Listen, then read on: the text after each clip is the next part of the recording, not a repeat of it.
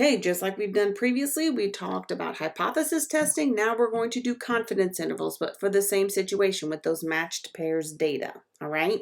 So whatever percentage confidence for, notice we still have the mean difference because it's that sub D there is given by these two formulas.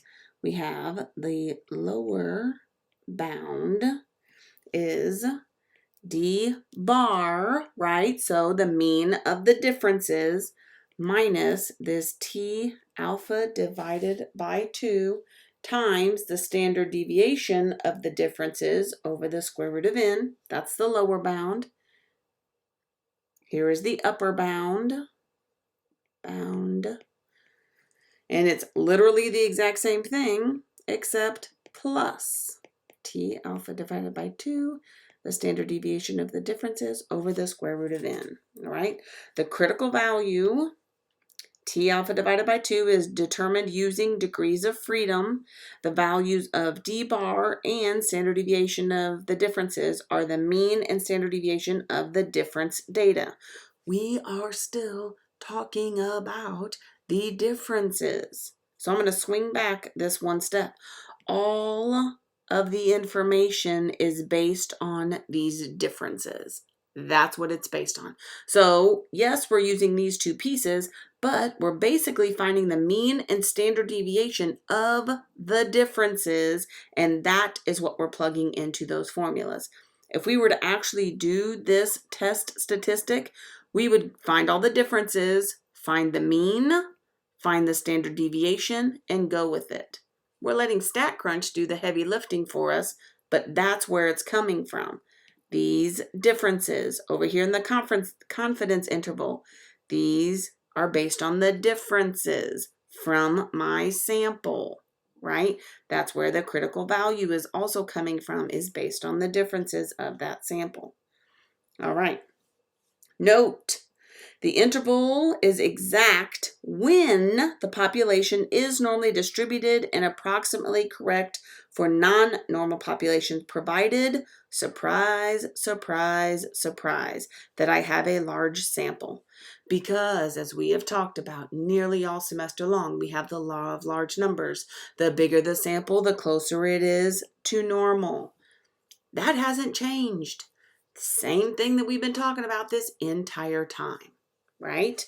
It's still going. So we're going to use the data from example 1, boom, just looked at it, to construct a 95% confidence interval to estimate the mean difference between these two. So guess what? We still have the data in StatCrunch, and you go to the exact same place that we did before. This is a mean, but these are paired. So when you're looking at column 1 and column 2 here with these differences, instead of doing the hypothesis test, we are going to make a confidence interval. Oh, you can't see the bottom of that. Hang on, let me scoot this up. So we're just doing the confidence interval. You go to the same place, just like we've done previously. And here is the lower limit or the lower bound and the upper limit or the upper bound, right? I'll scoot this over so that we can see. I don't know if we can put this all in there or not. So we have the, oops, that's not helpful. We actually need a pin here, don't we?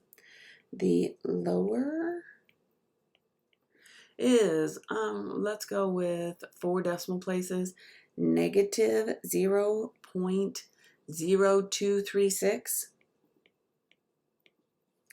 My upper is negative, if it's 4 decimal places, 0.0027. Okay. Right? Let me scoot this over now. And there's the lower and the upper. Now, what are we actually trying to find? The differences, right? The differences. This states we are 95% confident. The mean difference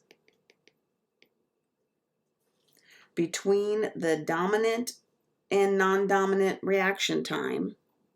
Difference between the dominant and non-dominant. I'm going to scoot this up just so we can see it better. Reaction time is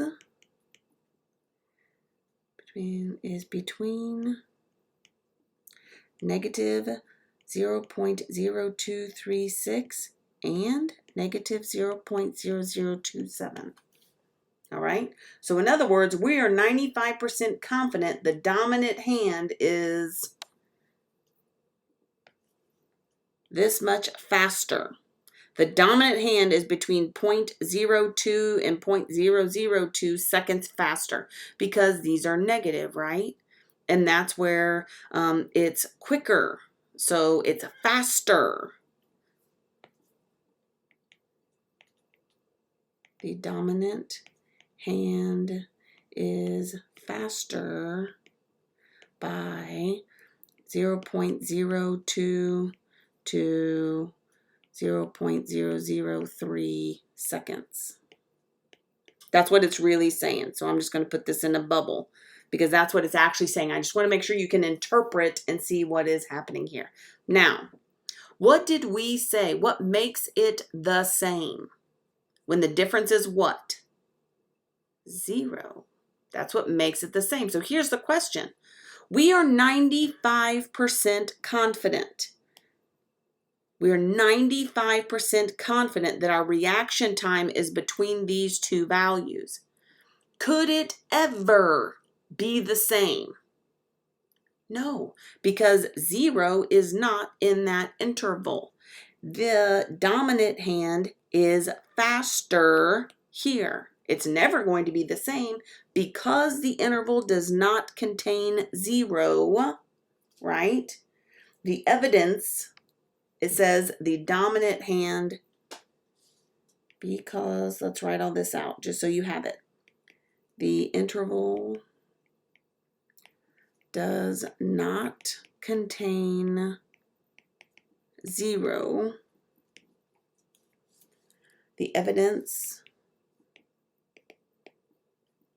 suggests the reaction time is different between the two hands. The evidence suggests the reaction time is different between the two hands.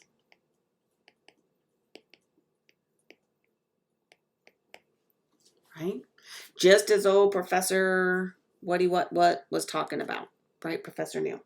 So he was saying that what he predicted, like what he wanted to check to make sure what he was thinking was happening, his hypothesis that he threw down, the data backs it up, right?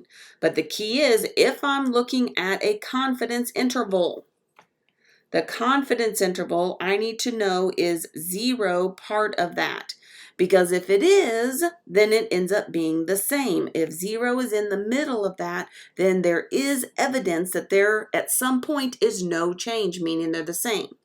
In this instance, 0 is not part of that. So because 0 is not part of that interval, there is change no matter what. So there is change associated with it. And then we are 95% confident there's a change with those matched pairs, right? The key to this, I want to reiterate, we're having StatCrunch do our heavy lifting and our work for us, but I want to make sure you understand everything that we're talking about deals with these differences. The difference in the data, that's the key. All right?